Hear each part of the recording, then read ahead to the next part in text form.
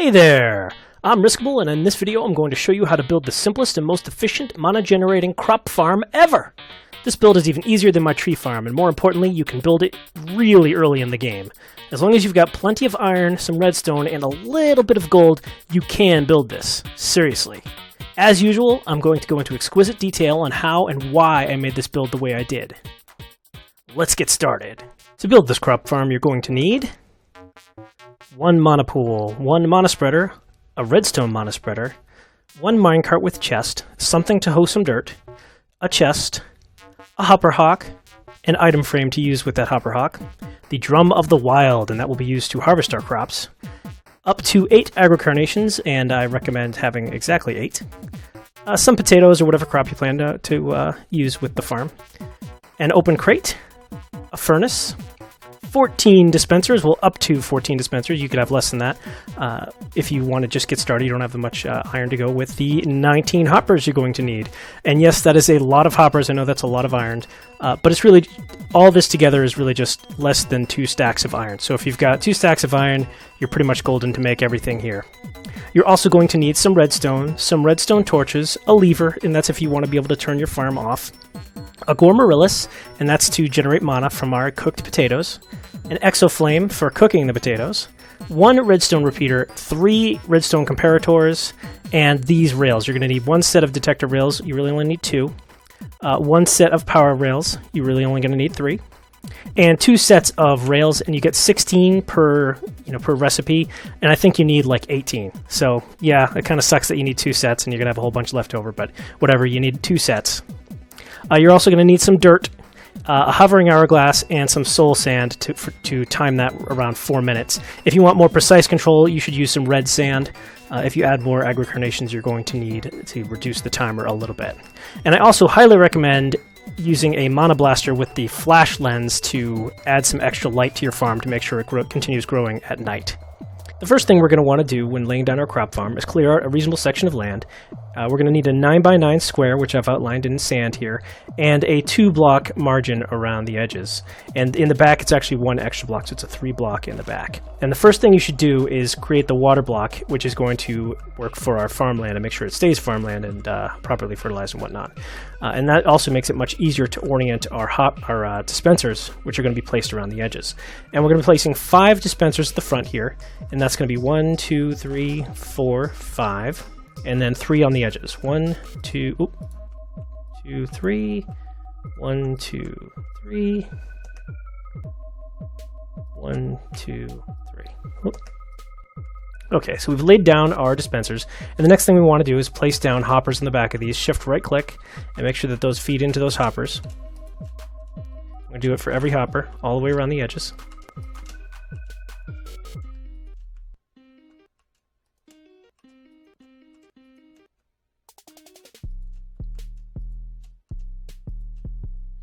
Awesome.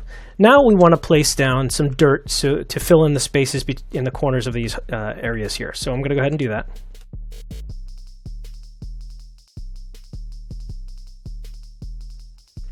Next, we want to lay down the redstone. The redstone is going to go on top of these dispensers, and that's how it's going to be used to activate these dispensers. And we're going to leave 1 blank space here in the corner. So let me go ahead and do that. And you shift right click on top of a dispenser to lay down the redstone on top of it.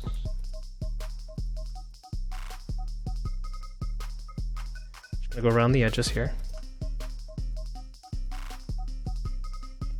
And like I said before, we're going to leave this space blank, and we're going to want to put our detector rails right on the edges of these 2 bits of redstone here. 1 here, and 1 here. And don't worry about the orientation, it will auto-orient itself in just a moment when we lay down the rest of the track. The next thing we want to put down is 1 block of dirt here, or whatever you're building with, it doesn't really matter. And the powered rails are going to go here, and here. We're also going to need 1 more powered rail here, and the only reason for this is that when this one returns the cart, it can get a little slow, and it sort of can hang until it gets to about right here, and every now and again it'll get stuck. We don't want that, so we're going to put down a powered rail here. And this powered rail is always going to be powered, so we're going to put a redstone torch here, 2 blocks up, and in the back of it, and that should turn it on. And we don't need this Rod of the Seas anymore. Alright, so as you can see, that powered rail is now on. And these are going to be controlled via, this one's going to be controlled via a lever. And that's so we can turn our powered rails, our crop farm on or off. And that lever's going to go right there. We're going to leave that on at all times until we actually want to stop the cart and make some changes. Now that our fancy rails are set up, let's lay down the vanilla tracks, right? We're just going to put them here and shift right click on top of these hoppers, and we're just going to run them in a big circle around the track. And we're going to change this portion here, but for now, we're going to leave it. Since you can build this in stages, think of this as stage 1. This corner is actually going to be replaced with a hopper system, and it's going to go up a little bit in a little bit of a hill, an incline, to slow the cart down and drop some of our crops into a hopper, which gets processed and converted into mana. But we'll get to that once we're done with this phase of the build.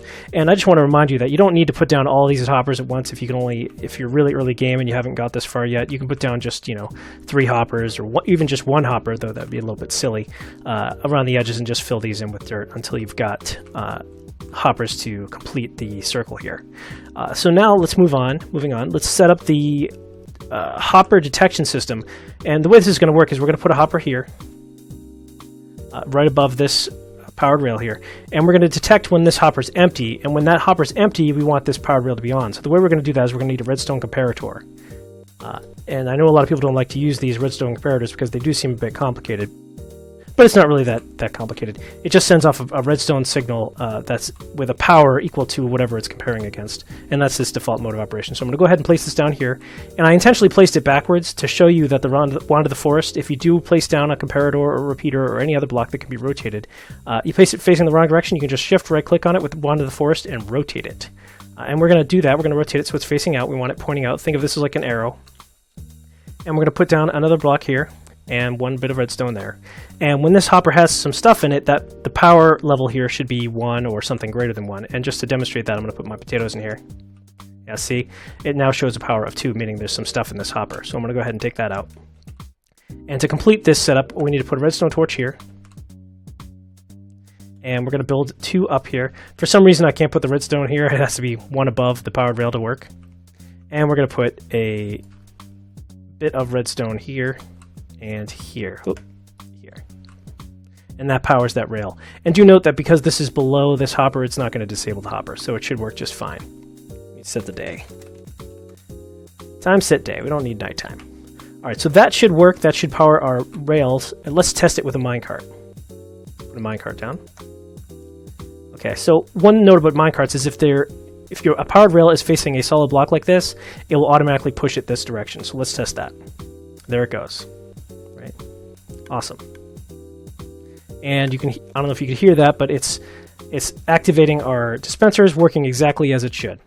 And that's actually the majority of the crop farm right there. That's the hardest part, the comparator over here. Everything else is pretty straightforward. It's exactly what it looks like. So moving on, let's actually put some potatoes in this hopper and see what happens. So it should turn off this powered rail, and then our cart should come around and stop right there. And once this hopper is empty, this will be power 0, and the cart should pick up again. And when it picks up again, it's going to do the rounds around this area here, activating all of these hoppers and spitting out the potatoes. Now these potatoes are just being spit out. They're not going to be planted yet. So that's what we need to do, is we need to make a system that lifts these potatoes up and puts them in this hopper. And the way we're going to do that is we're just going to put a bit of dirt right here and a hopper hock on top of that. We're also going to need this item frame and a chest. So let's put the hopper hock here and the chest here. And we're going to put an item frame on this chest. Make sure that it only picks up potatoes, and we actually need a potato for that. Okay, so now if I throw down this potato, it should get picked up by this hopper hawk and put into this chest. Awesome. So now our cart is doing its thing.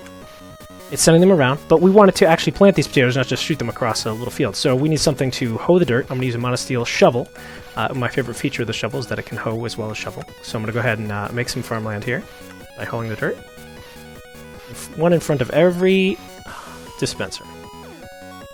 Alright, and just for reference, what I like to do is I like to put a solagnolia in this corner here to prevent the ring of magnetization from sucking all these potatoes towards me. I'm not going to do that just yet because I haven't placed down a monopole yet, but we'll get to that in a minute.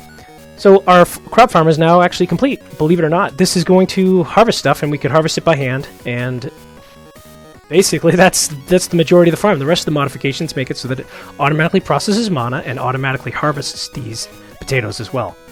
Before continuing, I just wanted to point something out. You'll notice that this dispenser isn't planting our crop here in this little spot of farmland. And that can happen. I like to call it the minecart uncertainty principle. Because for some reason, when the certainty of a minecart approaches near 100% towards a detector rail, the detector rail will fire before the minecart actually passes over it. I'm not sure why that is, but it's kind of like, quantum physics. Because we know it's going to happen, it turns itself on just a moment ahead of time.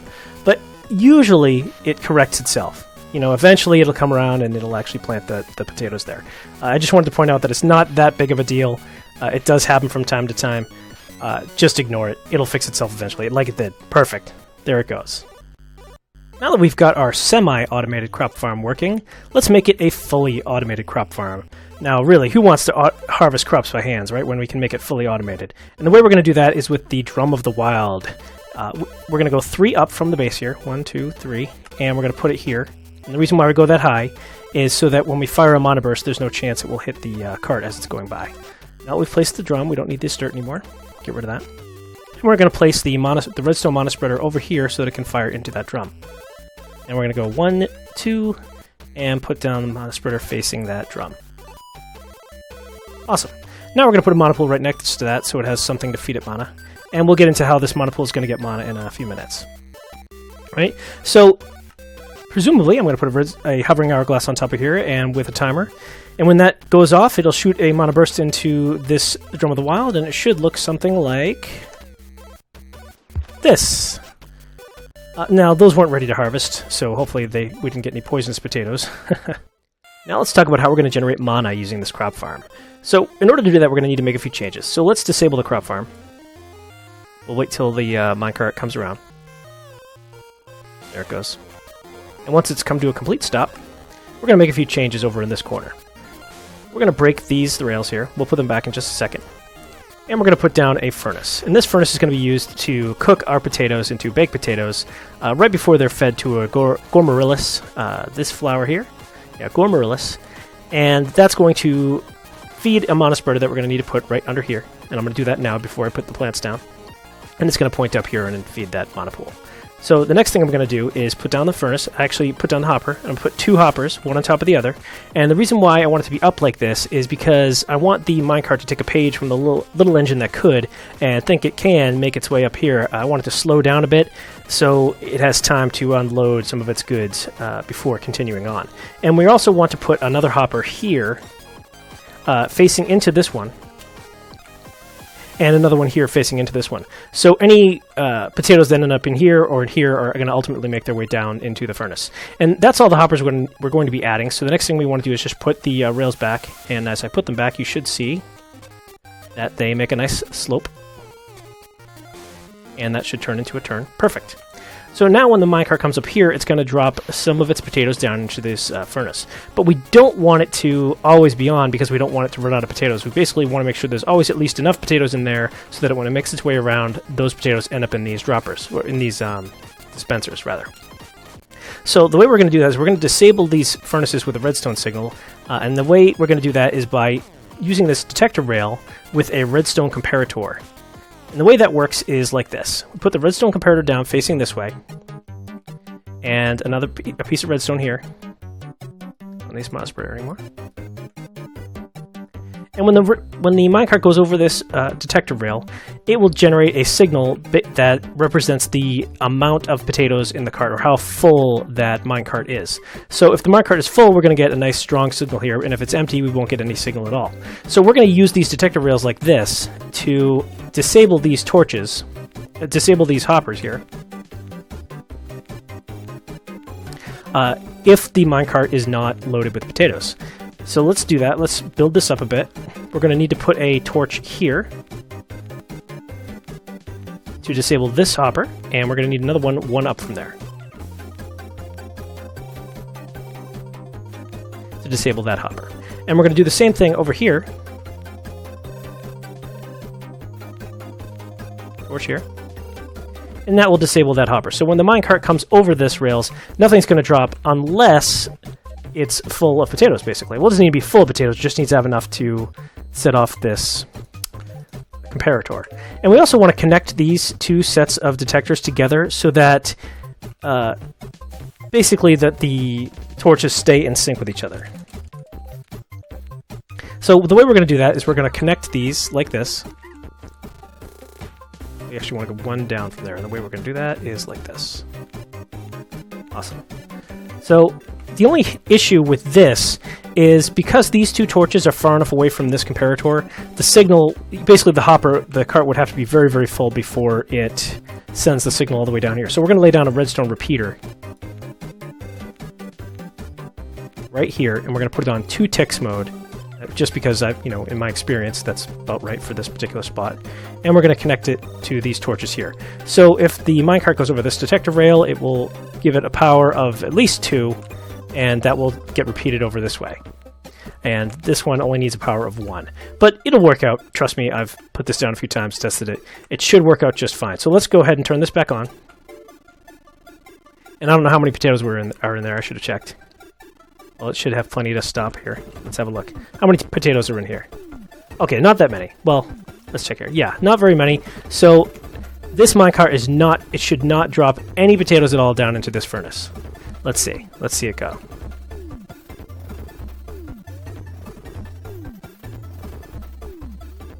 Come on. There we go. So, yep, that did not get turned off, and neither did these. And that's because there's not enough potatoes in here. So I'm going to throw down a whole bunch of potatoes. More. And that should be enough to set off our detector rails and disable these torches, allowing some potatoes to go down there. Now that's going to take a while to fill up that minecart, and while we're doing that, let's put down our smelting, our exoflame here. Put the exoflame right here. Well, actually not there. There. And that should be within range of this furnace. Let's just double check that.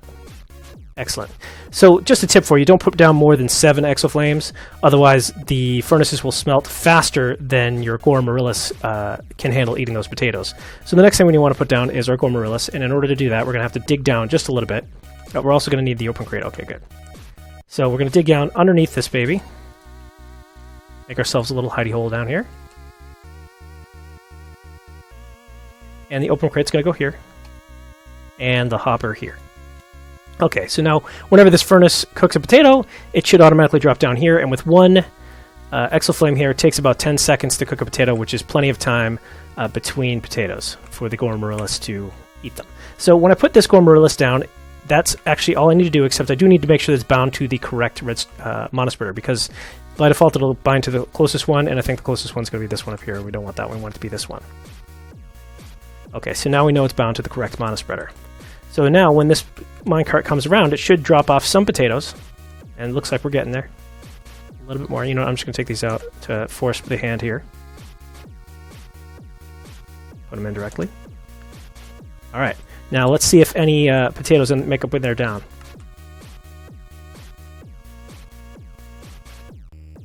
Oh, we got some. Oh, but we don't have any mana. We don't have any mana. Let's kickstart this by feeding this, actually, you know what? We'll feed it a baked potato, just to show you how the process works. Just one baked potato is all we need. And we'll go down here, and I'm going to throw it at this Gormorillus. Alright, it ate it. And it should generate some mana, there we go, and that mana is going here. Up to the mana pool. Excellent, look at that, it's already got a little bit of a blue blip there. Awesome. And now this exoflame is going to start smelting, or cooking, those potatoes. Awesome. And this should come out at a rate that's plenty of time for that Gormorillus to eat each potato. Let's watch it for a second. Make sure it generates mana. Excellent. So, and that's going to fill up this mana pool actually very, very quickly. In my experience, this setup fills up faster than my tree farm if you put down agri-carnations. And the place to put them down should be very obvious. We're going to put 8 agri-carnations down here, right in the center of our growing area. And with 8 agri-carnations, that is just enough for a 4-minute timer. So I'm going to go ahead and grab 4 soul sand. I'm going to put it in our hovering hourglass. And we'll see how that goes. I'm just going to let it sit here idle, and I'll fast forward, and you should be able to see our farm in action, generating loads and loads of mana.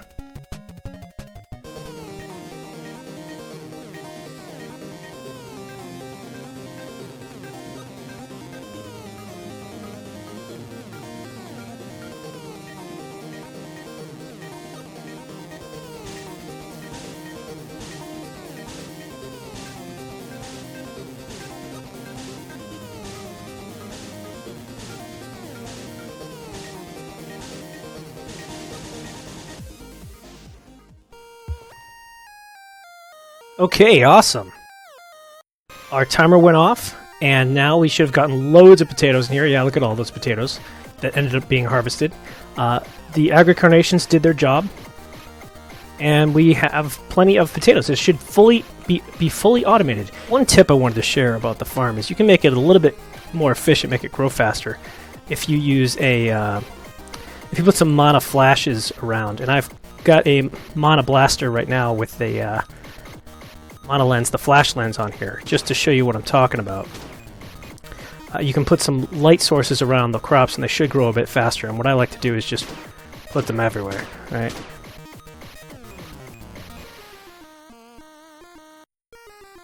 Just make sure not to place one on this block, because it could block the mana burst coming from the redstone spreader. So skip that one. I just wanted to point something out that's kind of impressive. Before I do that, let me show you how many of those potatoes are left in the minecart.